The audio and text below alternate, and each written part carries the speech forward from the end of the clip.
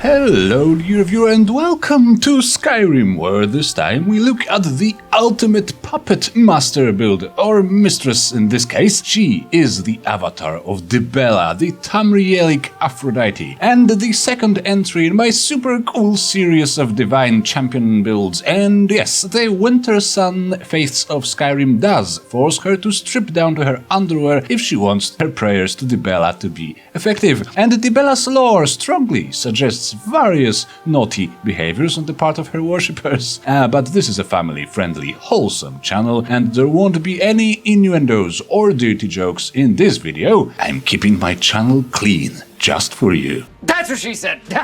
On the roleplay side of things, she is just one of these girls cursed with immense beauty and sex appeal, which has both helped her and caused some trouble. As you would expect, she's learned to use her charms and charisma to protect herself against almost anything, using other people as defenders, champions, and sources of joy. Yes, my relationships with women have been terrible, thanks for asking. In her 20s, it was only natural for her to extend her natural gifts with the mastery of illusion magic, and she is on her way to become the greatest mind-bending illusionist Tamriel has ever seen. Her legend grows to the point when people start thinking she is not just some pretty girl with some spells, but rather a sort of messenger or an avatar of Dibella herself. After discovering her destiny as the Dragonborn, she may even seek out the means of enthralling and riding a dragon, which would look nice in her resume, inspiring, beautiful, and terrifying in her own way. The avatar of Dibella doesn't need to do any fighting herself, nothing personal or dirty. From the gameplay perspective, she is the ultimate illusion mage, relying almost exclusively on manipulating enemies, infuriating and calming them down, singling out the ones that need to be destroyed with at least 2 different armor and magic resistance reducing effects. She has a few different ways of completely disarming and disrobing humanoid enemies, making them easy targets for her followers and all the NPCs she's enthralled with the wonderful command spells from Odin. Using the power of the Lover Stone, she can call upon any NPC in the world to come to her aid. I strongly suggest using Ulfric this way. It's funny when he shouts. Early game can be a little bit taxing for illusion mages. I would strongly recommend getting a competent follower and treat them well. Give them some enchanted weapons and armors. Remember to cast courage spells on them, training your illusion and ensuring your survival at the same time. A strong manly man like Stenvar seems to do the trick for me. Love me some strong manly men. So here's the list of mods: Wintersun Faiths of Skyrim, Vokrii perk overhaul, Andromeda standing stones and Odin magic overhaul, and Summermyst enchantments introduced a lot of anarchy. I opted for 2 influence enchantments, randomly calming down approaching enemies. It's not that super effective, but it is fun. I also used Immersive Speechcraft because it allows me to undress humanoid enemies in yet another very creative way, this time by slipping a bee under their armor while chit-chatting. It also allows for inciting fights and making NPCs follow you for a bit. Wintersun's Dibella worship is rather humorous. At the devotee status, you can just activate a person in combat, making them suddenly drop their clothes and follow you. They won't be very useful to you in this state. Well, not in combat, but you can use this to make that pesky bandit boss you have a bounty on significantly weaker. While you are at it, you can also slip a little cursed coin into their underwear, I guess, making them even more weak and pathetic, yes. Vokrii perks paired with Odin spells were great in a tandem. Illusion mages made with just these 2 mods are pure joy to play with, a joy to toy.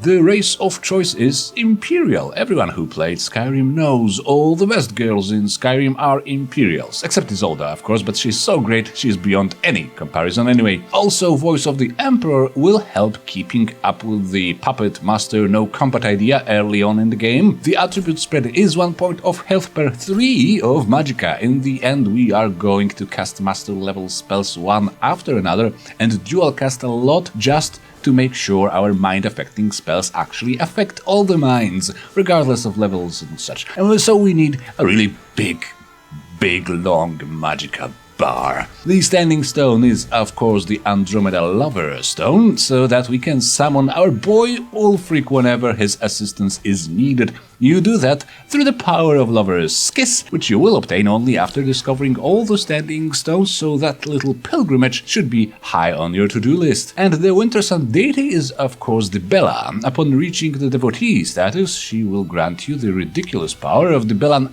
arts, allowing you to activate anyone in combat to instantly make them undress and follow you. It is an excellent power if you need somebody slain by your other victims, I mean followers. Just cast Fury on them once they are surrounded by people and creatures you control with illusion magic and watch the mayhem ensue. For the skills we need mainly Illusion and Alteration. These two enable most of the playstyle and should be invested in as soon as new perks become available.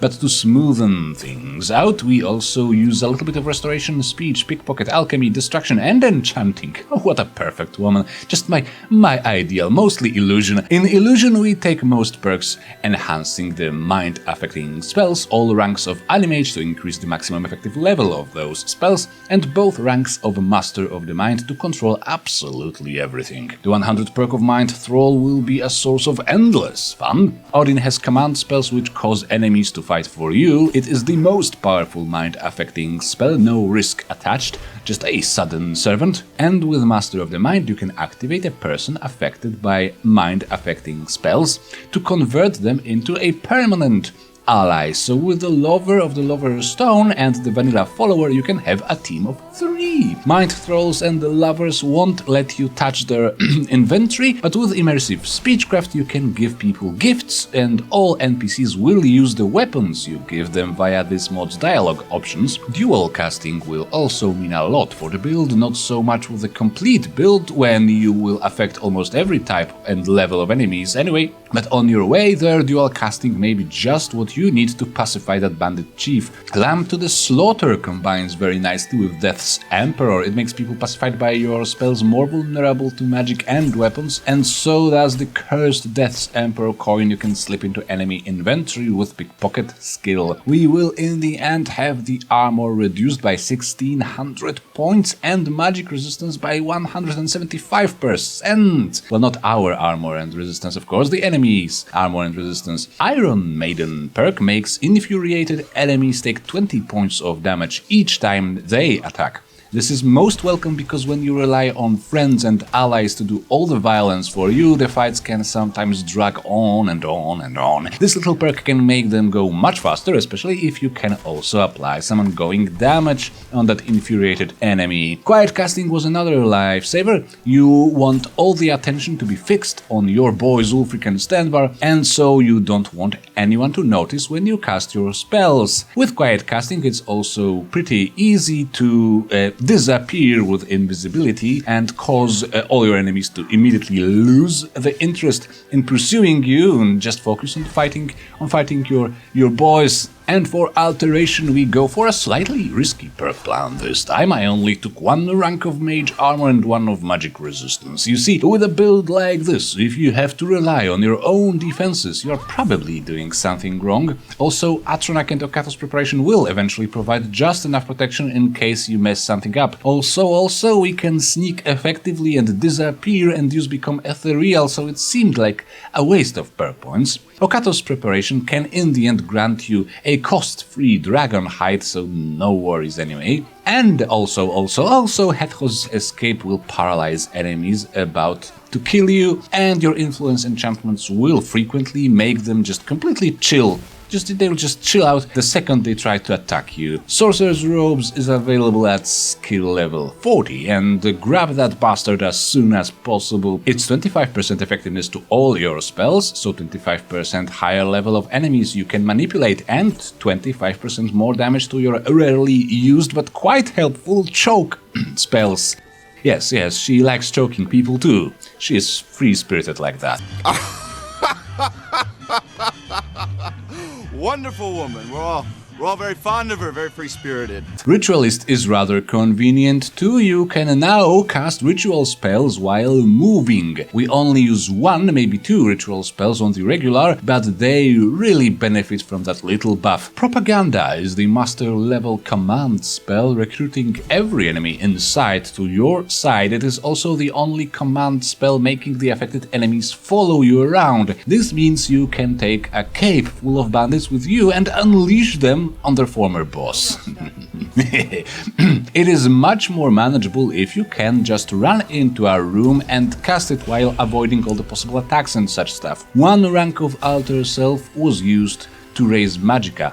Obviously. We want a few late game perks in Pickpocket, because we never have enough ways of undressing people. Even Poisoned perk was somewhat useful, since I can't really deliver poisons with weapons that would mess up my haircut, and since on higher difficulties the fights will get boring sometimes, it's best to finish them faster by planting some lingering damage poisons or simply poisoned apples in enemy pockets. Stack that with those naughty choke spells and all the weakness to magic you can cause for extra efficiency. To make decent poisons, we take the Poisoner perk in Alchemy and then also Benefactor, at least before crafting our final set of items. As with Benefactor and this skill maxed, and maybe some Fortify Alchemy items, your Fortify Enchanting Potions will be stronger than the best elixirs in the market. In Restoration, we need only the Mastery and 1 or 2 ranks of Inner Light for some Magicka regeneration. It's not that crucially important, and you could as well give yourself some regen through items, but we are almost done and we can do something more amusing with the item loadout, so why the hell not take these little 2 perks here? And there is a whole collection of skills where you literally only need the Mastery perk: Distraction, Scenic, Enchanting, and Speech.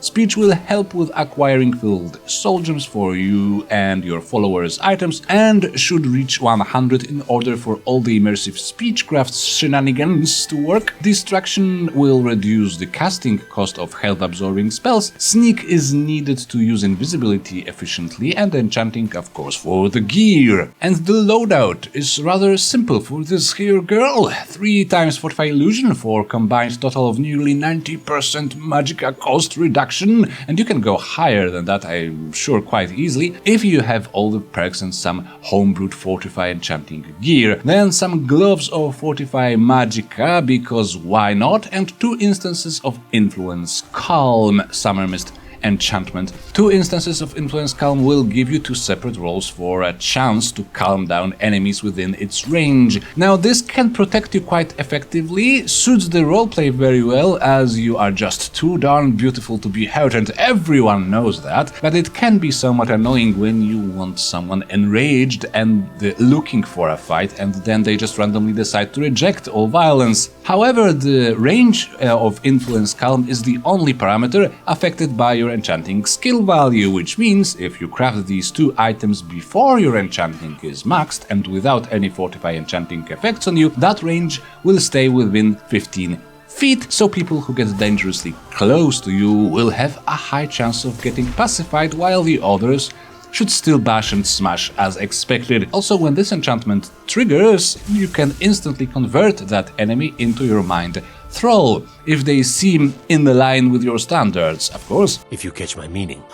If for whatever reason you ever need to kill someone yourself, I recommend a wonderful combo I discovered when making my rogue build: Hidden Serpent enchantment on a dagger and a command spell in your other hand. Hidden Serpent takes away half of the enemy HP when they leave combat next time. A command spell makes them a temporary ally, meaning they will forgive you up to 3 or 4 attacks, meaning you can attack them, the fight will start and instantly finish because they don't want it, meaning they just left combat, meaning they just lost half their HP. This is a delicious combo, highly recommended if you struggle with this build. Do remember about your followers' gear too. All combat will go by much quicker if you put some Death Shroud enchantment on your friend's armor, meaning all enemies staying close to them for too long will spontaneously disintegrate. Now, most fun with this build is in spells. Needless to say, we use almost every single mind-affecting spell, except maybe fear spells, and they will cost peanuts in Magicka, all of them. For the Fury spells, I would recommend using only the basic novice level Fury if possible. You don't want to accidentally make your team fighting each other, or worse, you,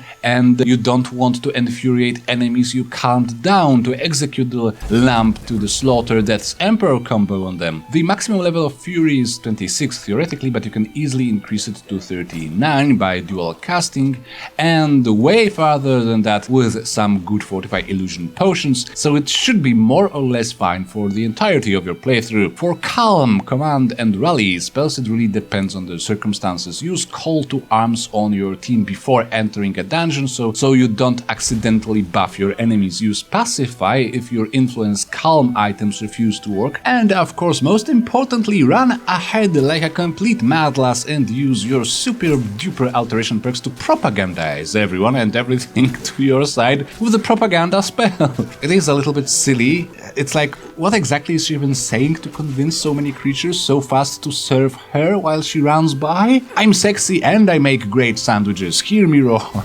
And then everybody just worships her and wants to die for her. Is that how romance works, fellow humans? There is a very funny Odin alteration spell which I keep forgetting about, but not this time. It's Dazzling Flash. It makes enemies just run in one direction for its entire duration. They can't go after you or your friends, they will just run. It incapacitates enemies almost as well as Paralyze, while being considerably cheaper. But Paralyze itself was also used, especially on people already poisoned, weakened and disrobed, just to add some final insult to many injuries. And as mentioned, because the fights can drag sometimes, we also use the health absorbing spells courtesy of the Anniversary Edition upgrade thingy. Choke and Strangulation can also be combined with Drain Vitality Shout for some extra attribute absorption. Yep, this girl totally knows how to drain all your vital juices to the last drop. Anywho, the video is now over, I decided. What an extraordinary character, the best and most amusing illusion mage I have played at least. And if I may say so myself, I think all the typical problems of illusion mages in Skyrim have a solution in this video. We have a way to deal with enemies personally if really necessary. We have a way to make the fights less sluggish and boring. We have the means of modifying your thrall's equipment. It all goes together rather well. I am pleased. I pleased myself fervently. And I can be even more pleased with likes and comments. Just push all my... Jesus, this is too much. No, I cannot do it with straight face. Okay, I'm reading these final lines. I'm doing this. Just push all my buttons as much as you can, and sooner or later I will explode with some new videos. You can even express your gratitude by supporting me on Subscribestar.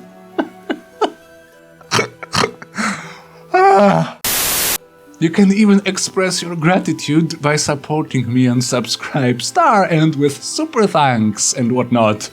All support in all forms is greatly appreciated. Stay strong and firm, and we will see each other again. Bye bye.